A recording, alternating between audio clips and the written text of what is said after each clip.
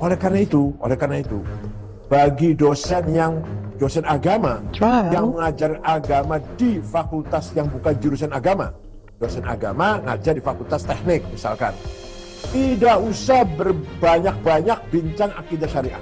Nah, tapi kalau dosen yang mengajarkan di fakultas agama Islam, di fakultas yang bukan yang umum, yang bukan agama, teknik misalkan, hukum misalkan, tidak usah bicara banyak-banyak tentang akidah dan syariah. Cukup 2 kali. Kenapa?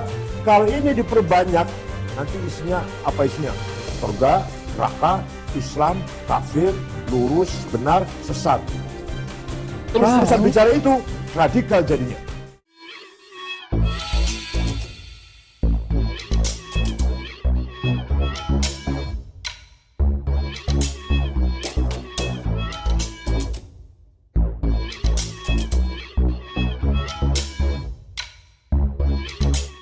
Tonton video ini sampai selesai agar Anda tidak gagal paham.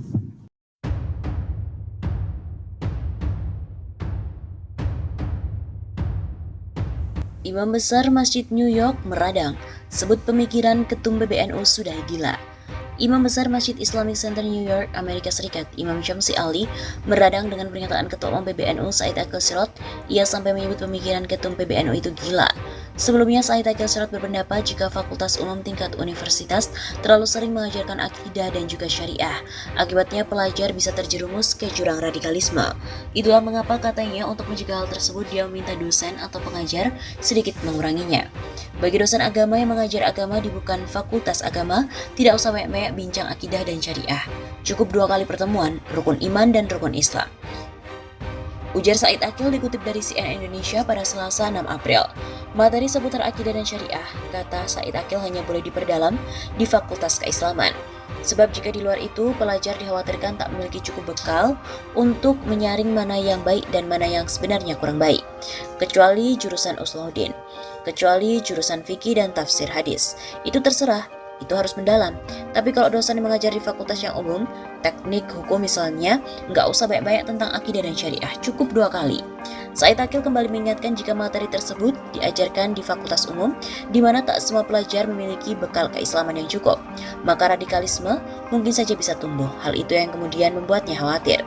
Kenapa? Kalau ini diperbanyak nanti isinya surga neraka, Islam kafir, lurus benar, sesat, terus-terusan bicara itu jadinya bakal radikal.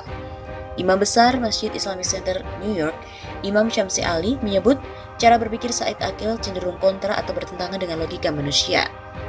Sebab katanya, bagaimana mungkin pelajaran akidah justru membuat orang kehilangan akidah? Saya menilai cara berpikir ini kontra dengan logika. Mendalami akidah menjadi penyebab radikalisme, dan karenanya pelajaran akidah perlu dikurangi dan untuk mencegah radikalisme. Logika apakah yang dia pakai? Tanya Imam Syamsi Ali. Lebih lanjut, dia juga menegaskan pernyataan Said Akil sama sekali tidak logis, bahkan dia mengaku tak sanggup memahaminya. Atau harus gila dulu untuk memahami pemikiran yang gila, kata imam besar tersebut. Diberitakan sebelumnya, Said Akil minta dosen untuk tidak banyak mengajar tentang akidah karena rentan radikal. Ketua PBNU Said Akil Sirot meminta dosen agama di fakultas umum tingkat universitas tidak terlalu banyak mengajarkan akidah dan syariah. Menurutnya, hal itu dapat meningkatkan risiko peningkatan radikalisme. Bagi dosen agama yang mengajarkan agama di bukan fakultas agama, tidak usah banyak-banyak bincang akidah dan syariah. Cukup 2 kali pertemuan, rukun iman dan rukun Islam. Kecuali jurusan Usuluddin, kecuali jurusan fikih atau tafsir hadis. Itu terserah, memang itu harus mendalam. Tapi kalau dosen yang mengajar di fakultas umum, teknik, hukum misalnya, nggak usah banyak-banyak tentang akidah dan syariah, cukup 2 kali.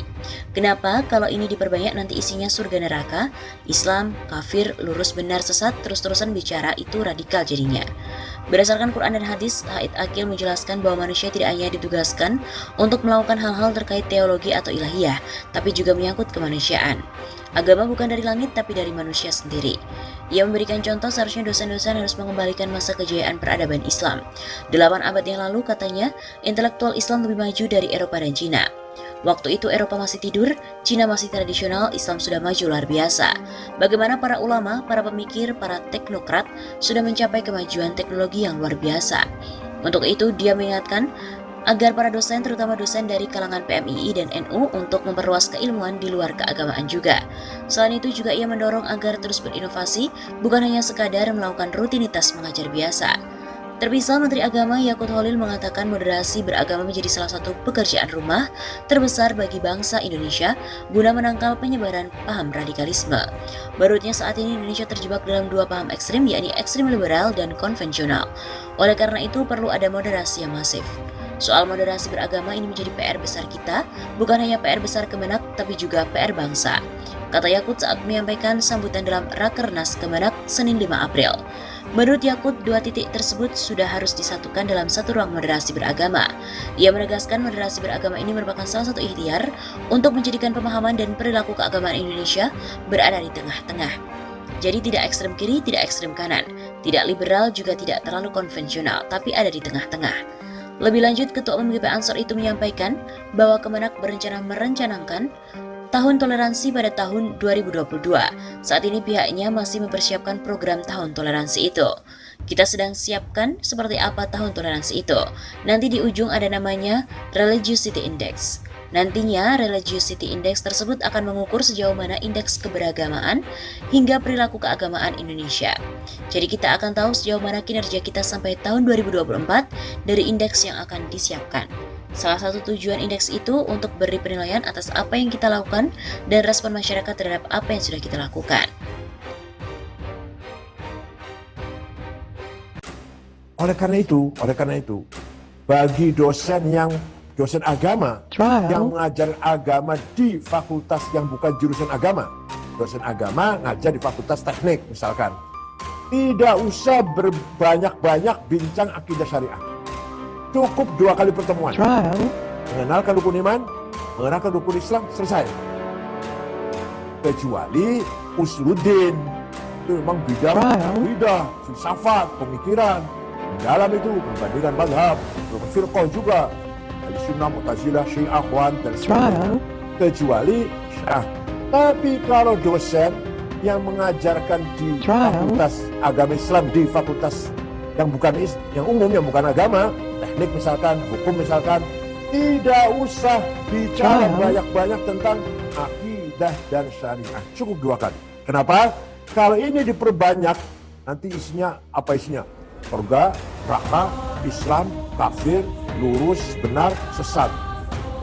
Terus-terusan bicara itu, radikal jadinya.